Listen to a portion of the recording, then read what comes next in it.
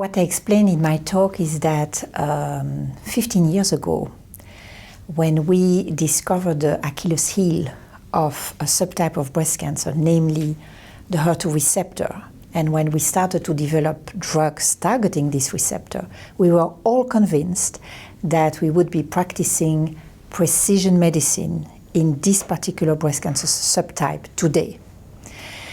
And in looking back, I have examined all the efforts of scientists and clinicians in trying to get really to personalized treatment for these women with HER2-positive breast cancer. And I realized that we are not there yet. So we are not delivering precision medicine to these patients, but we stratify patients today according to whether they have this HER2 receptor overexpressed, yes or no. And then we treat them with drugs targeting the receptor, but we have been unable to identify any new biomarker in addition to the HER2 that is telling us who benefits from these therapies and who doesn't. So essentially we treat all the patients, and then after two months, if they have advanced disease, we find out whether they respond or not.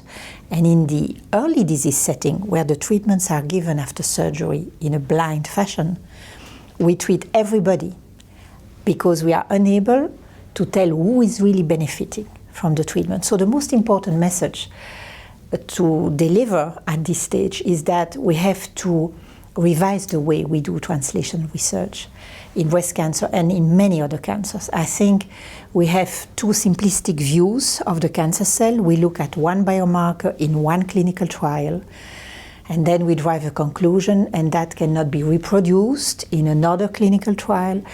So the message is we need to work more closely together, we need to become smarter, we need to look at pathway alterations and not at single biomarkers, and we need to integrate the data generated by genome sequencing. We need to look at DNA, but also at RNA and probably also at proteins.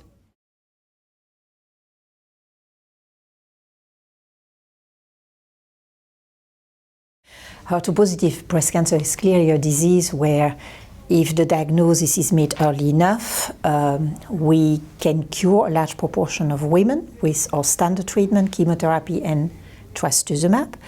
The results are so good today that we are at the point where we need to be thinking who are the patients who could be cured with less aggressive chemotherapy. So trying to use the elegant anti-HER2 targeted drugs as a way to give less chemotherapy to these women. I think that this would be the most significant next achievement in this disease.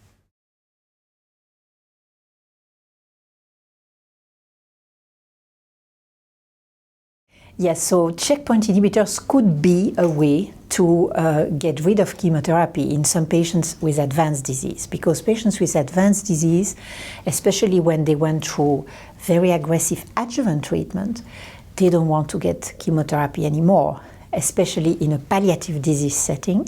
So they are very interested in the development of therapies that are going to be chemotherapy-free. So I'm hoping that we will find a subset of women where we can obtain very long-lasting disease control with the combination of trastuzumab and a checkpoint inhibitor.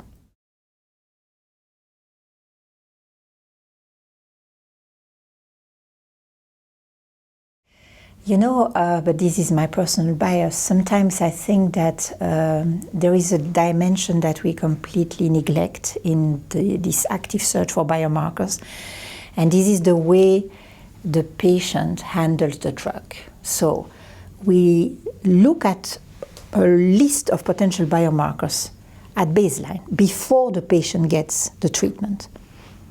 And we believe that we are going to be able to predict with this range of biomarkers whether the patient will do well or not.